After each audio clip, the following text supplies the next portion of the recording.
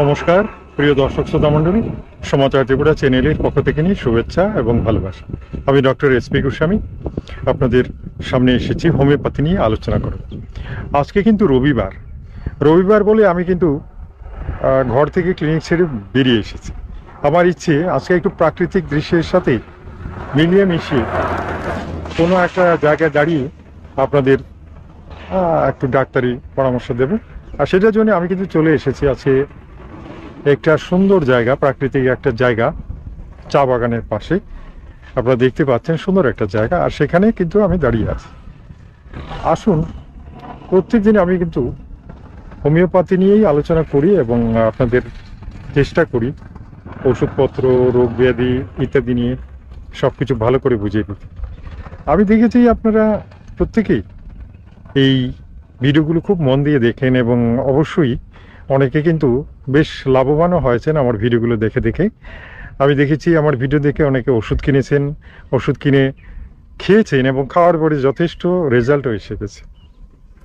তাহলে এই ছোট্ট জিনিসটাই কিন্তু মানুষের জীবনে অনেক অনেক পরিবর্তন আনতে পেরেছে। এটার জন্য আমার চ্যানেলে যথেষ্ট সাবস্ক্রাইবার হয়ে গেছেন। আপনারা দেখেছেন যে সকলেই উৎসাহী এবং অনেকে তো প্রত্যেকদিন ভিডিও না দিলে বলতে গেলে মোটামুটি একটু আফসোস করেন এবং আমাকে মেসেজ করেও জানান হোয়াটসঅ্যাপ যে স্যার আপনার আজকে ভিডিওটা পেলাম না, ভিডিওটা প্লিজ দেখি। আমি আবার অনেকে বলেন যে এই বিষয়ের উপরে ভিডিও করেন, তো সেক্ষেত্রেও আমি কিন্তু ভিডিও করেছি আপনাদের নির্দেশ মতো। কারণ কি, হোমিওপ্যাথি একটা সহজ সাবজেক্ট, সহজ আমি বারবার বলি, সকলকে বলি, এর মতো সহজ বোধহয় হয় পৃথিবীতে নেই। আগের যুগে নয়, ধরুন 10-20 বছর আগে বাজারে materia medica, homeopathy materia medica নামক বই পাওয়া যেত, যেটা পড়ে অনেকে কিন্তু ঘরোয়া ডাক্তারি করেছেন এবং গ্রামগঞ্জে চেম্বারও করেছেন, প্রচুর রোগী দেখেছেন, রোগীকে ওষুধ দিয়েছেন, রোগীরা ওষুধ খেয়ে ভালো হয়েছেন। এখন কিন্তু হোমিওপ্যাথিকে সরকার নিজের করায়ত্ত করেছেন এবং এটার উপরে অনেক আইন কানুন প্রয়োগ করেছেন। এখন নাকি হোমিওপ্যাথি মানে এমনি শিখতে পারবেন না, আপনি কলেজে পড়াশোনা করতে হবে, তারপরে ডাক্তার হবে, এটাই নিয়ম। তাহলে কিছুটা স্বাধীনতা ক্ষুণ্ণ হয়েছে। তা সত্ত্বেও বাজারে বই আছে, লাইব্রেরিতে বই আছে হোমিওপ্যাথি সম্পর্কে, ঘরোয়া হোমিওপ্যাথি চিকিৎসা পদ্ধতির বই রয়েছে, সেগুলো আপনারা অনায়াসে কিনতে পারেন এবং 2-4টা ওষুধ কিনে ঘরে ডাক্তারি অবশ্যই করতে পারেন।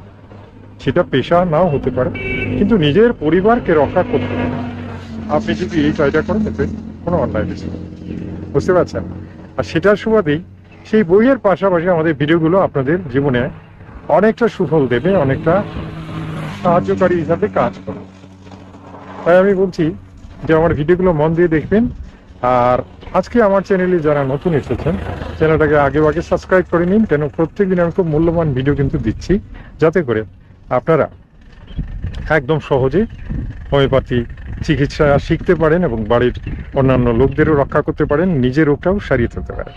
ঠিক আছে, আসুন আজকে যে বিষয়টা নিয়ে কথা বলবো, ভেরি কমন, একদম কমন একটা সাবজেক্ট আজকে নিয়েছি। আর এটা যে কোনো কারো যে কোনো সময় হতে পারে, যেটার জন্য আপনাদের বেশিরভাগ ক্ষেত্রেই অ্যালোপ্যাথি ফার্মেসিতে দৌড়াতে হয় এবং ওষুধও কিনতে হয়। তার সত্ত্বেও অনেকে সময়ও পান না, অবহেলা করে রোগটাকে অনেক সময় বাড়িয়ে দেন, আর বাড়ার পরে একটা সমস্যা হয়ে যায়। আর তাদের জন্যই বলছি আজকের যে রোগটা, দেরি না করে বলে ফেলি। আজকের রোগটা হচ্ছে হঠাৎ করেই সর্দি হয়ে যাওয়া।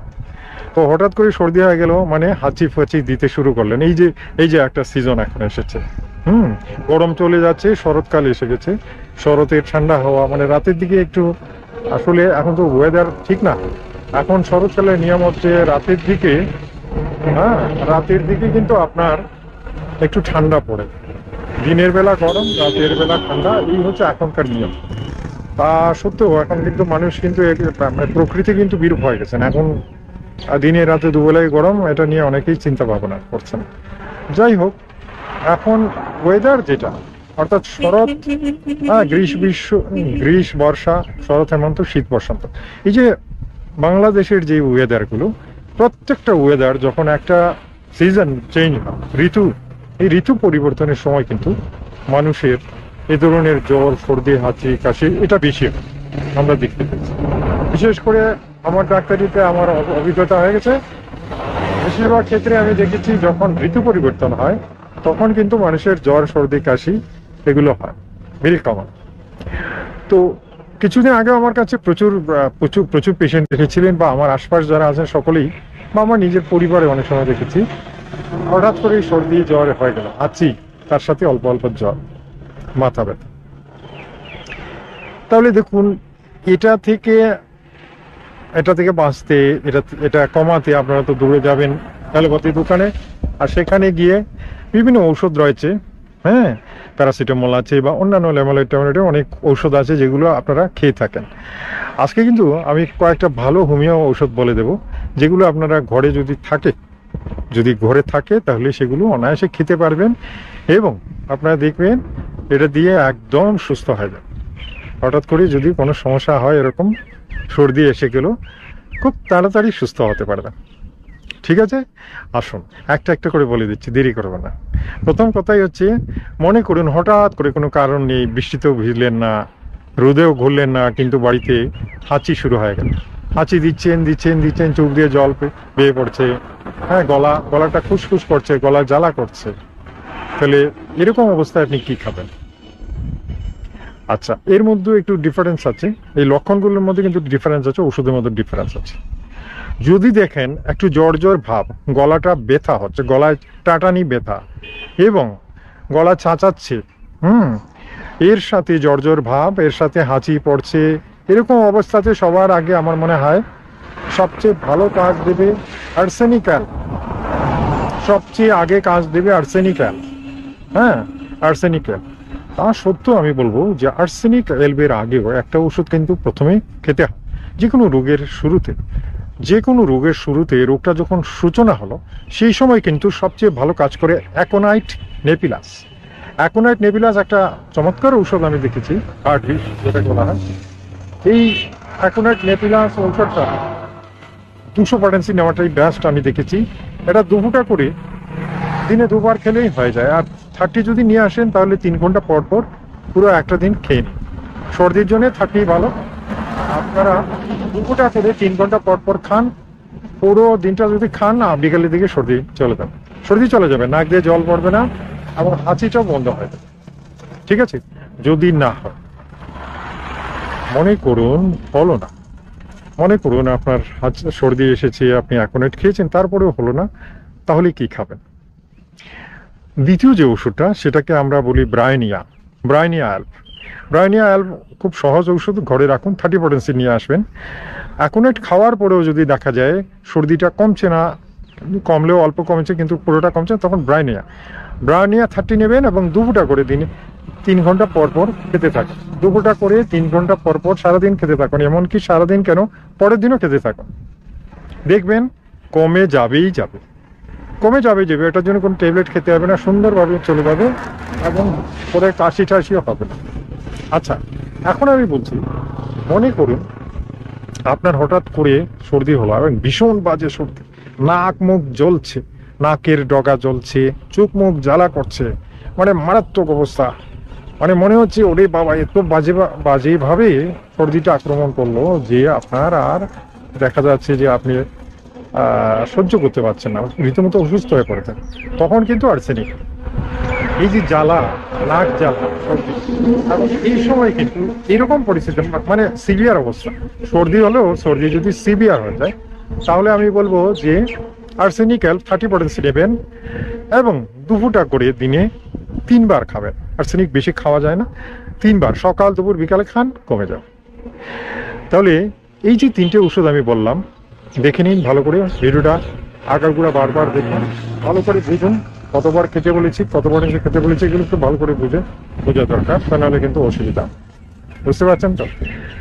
দেখুন, হঠাৎ করে সর্দি, আর তারপরে আপনারা বেশ চিন্তায় পড়ে যান, আর এটাকে যদি অবহেলা করেন তাহলে কি হবে জানেন? সর্দি থেকে পরে কাশি হয়ে যাবে। কাশি হয়ে গেলে কিন্তু অনেক সময় অ্যান্টিবায়োটিকের দরকার, তখন কিন্তু হোমিওপ্যাথি সহজে সারাতে পারে না। যদিও বাচ্চাদের হলে আমরা হিপারসাল্ফ দিয়ে সারিয়ে তুলতে পারি, কিন্তু দরকার নেই।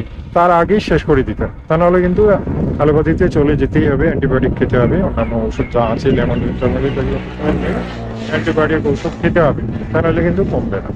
বুঝতে পারছেন তো? বুকে কফ জমে গেলে জ্বর আসবে এবং ভীষণভাবে অসুস্থ হয়ে যাবেন, যেটাকে সিরিয়াসলি একেবারে বেড রেস্টে ফেলে দেবে। বুঝতে পারছেন তো? সুতরাং সেইটুকু যাতে না হয় তার আগেই এই যে হোমিওপ্যাথি, ঘরোয়া হোমিওপ্যাথি দিয়ে আপনি কিন্তু নিজেকে রক্ষা করতে পারবেন। বুঝতে পারছেন তো? এটাই হচ্ছে হোমিওপ্যাথির গৌরব, এবং হোমিওপ্যাথি যারা একটু একটু শিখছেন তাদের ক্রেডিট।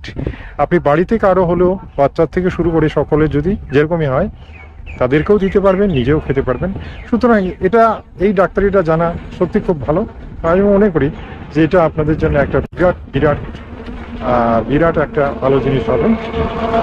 আমার এই চ্যানেলে আজকে যারা প্রথম এলেন, আশা করি বুঝতে পারছেন যে প্রত্যেকটা ভিডিও কত গুরুত্বপূর্ণ এবং আপনাদের জন্য একটা বিরাট আশীর্বাদ। ঠিক আছে? আমার চ্যানেলে যারা নতুন এসেছেন চ্যানেলটাকে সাবস্ক্রাইব করে নেবেন, বেল আইকনটা টিপে দেবেন যাতে প্রত্যেকদিন আপনার মোবাইলে আমার ভিডিওগুলো চলে যায়। ঠিক আছে? আগামীকাল একটা মূল্যবান ভিডিও নিয়ে আপনাদের সামনে হাজির হব। রোগ নিয়ে আলোচনা করবো, ওষুধের নামও বলে দেবো। ঠিক আছে? আচ্ছা, তাহলে কালকের জন্য বিদায় চাইছি। নমস্কার, ধন্যবাদ।